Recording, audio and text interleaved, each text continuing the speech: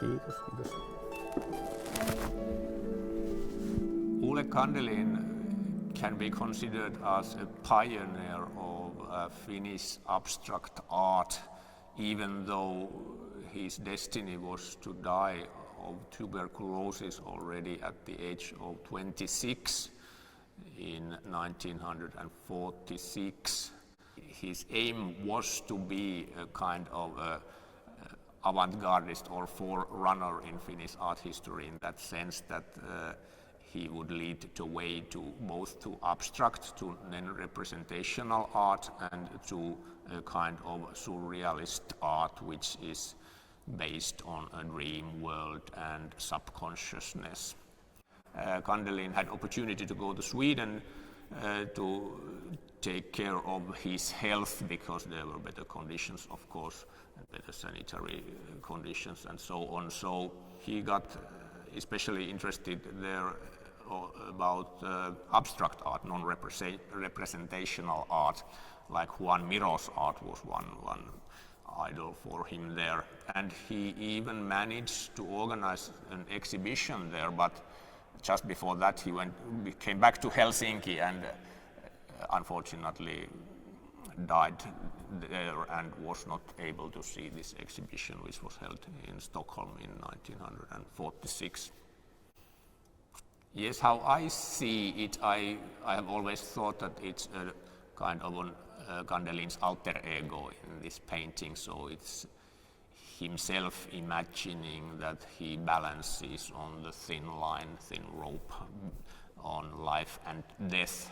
And it's interesting that the figure there in the painting is dressed as a harlequin, which we know from Italian tradition, Commedia dell'arte tradition. And in this tradition and in this context, harlequin is a person who is kind of a stupid or come from modest background, but is a very smart figure, and he always finds himself in complicated situations, but also always somehow can manage to cope with them and get out of these tricky situations. It may be only my own interpretation, but when we know that it's connected to year 1944, when Finland fought with Soviet Union in this continuation war and had to give up there, and there was a threat that Finland will be occupied by Soviet Union, as it had already happened elsewhere in Eastern Europe. So I think that there may be some of these worries and feelings about what will happen to us and how are we going to cope with this situation. So I think that it's a kind of an existential emotions involved there, I guess. And I think that I'm not sure if I'm the only one to make this kind of interpretation, but I think that it somehow illustrates those feelings. Mathematics is found everywhere where you will be looking for it. There is a famous quote attributed to the natural philosopher Galileo Galilei from about 400 years ago, which says that the laws of nature are written in the language of mathematics. In the middle of this painting, there is a slightly curved rope. The shape of the rope is determined by its tendency to minimize energy. In this case, in particular, the potential energy in the gravitational field of the Earth.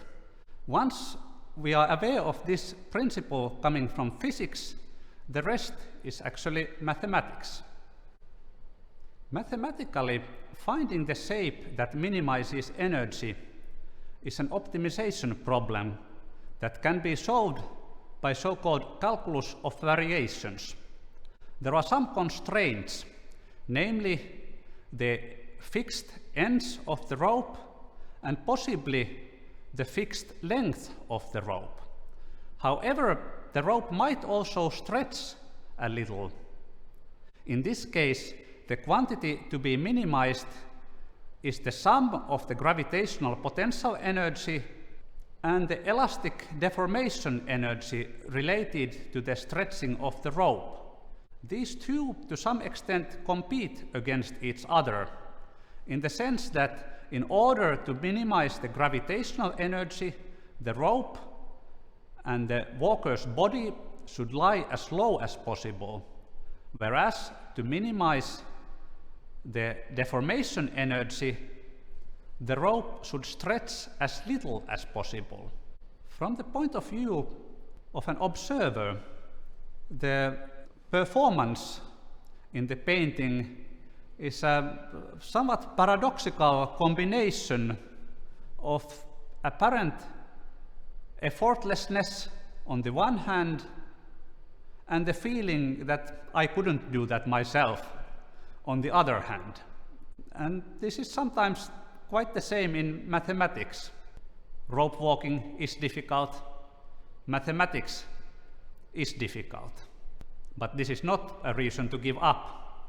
When you recognize that something is difficult, you will understand that learning it will require a lot of practice. And then in time, something that seemed difficult at first will become a little easier. But then there is always the next level to aim at. In fact, the name of this painting is The Rope Dancer, but the person in the painting is not dancing. Not yet. Perhaps that's the next level that the person is aiming at.